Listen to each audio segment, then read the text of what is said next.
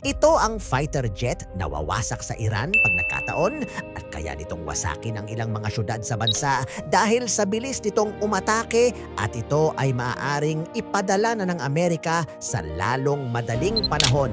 Habang lumalala ang sitwasyon, hindi na nanahimik ang Estados Unidos. Isang desisyon ang ginawa, magpadala ng pinaka-advanced nilang fighter jets sa rehiyon.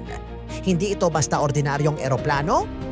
Ito ang mga stealth fighters na halos hindi makita ng radar. Sa unahan ng deployment, lumipad ang F-22 Raptor, isang fighter jet na ginawa para dominahin ang himpapawid. Mabilis, tahimik at halos hindi matukoy ng kalaban. Layunin nito, kontrolin ang kalangitan at alisin ang anumang banta bago pa man makalapit. Kasunod nito, dumating ang F-35 Lightning II, ang pinaka-advanced na multi-role fighter ng Amerika. Hindi lang ito panglaban, isa itong flying computer.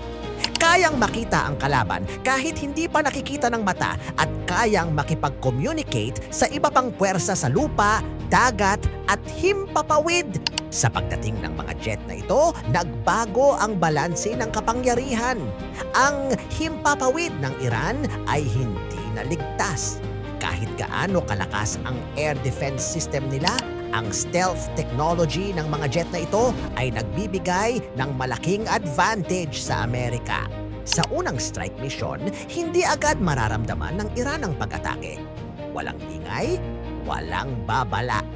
Bigla na lang tatama ang precision strikes sa mga military installations.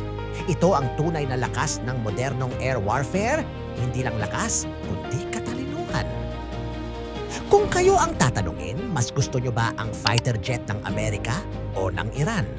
Komento nyo ang inyong sagot at babasahin natin yan. Habang nagpapatuloy ang operasyon, ang F-35 ay nagsisilbing mata ng buong battlefield. Kinokolekta nito ang impormasyon, minamarkahan ang mga target at ipinapasa ang data sa ibang aircraft at ground forces. Isang coordinated attack ang nabubuo. Samantala, ang F-22 ay patuloy na nagbabantay sa kalangitan. Kapag may lumapit na kalabang jet, mabilis itong tinatarget at pinapabagsak bago pa man makalaban. Sa ganitong paraan, unti-unting nawawala ang kakayahan ng Iran na ipagtanggol ang sarili sa himpapawid. Lupet, no? Bilib ka ba sa mga fighter jet na ito ng Amerika? Ngunit kahit gaano kalakas ang teknolohiya, hindi nito agad tinatapos ang digmaan.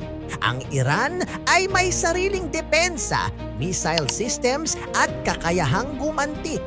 May mga pagkakataon na nakakahanap sila ng paraan para makalaban. Patunay na walang sistema ang perpekto. Habang tumatagal, nagiging laban ito ng teknolohiya laban sa determinasyon. Ang Amerika ay may advanced weapons, ngunit ang Iran ay may kakayahang mag-adapt at mag-adjust sa sitwasyon. Sa dulo, ipinapakita ng senaryo na kahit gaano kalakas ang isang fighter jet, kahit pa ito ang pinaka-advanced sa mundo, hindi nito kayang tapusin ang digmaan mag-isa. Ito ay bahagi lamang ng mas malaking larawan ng geopolitics, strategy at human cost. Isa pang tanong, kung ang pinakamalalakas na sandata ng mundo ay ginamit na, hanggang saan pa kaya aabot ang laban?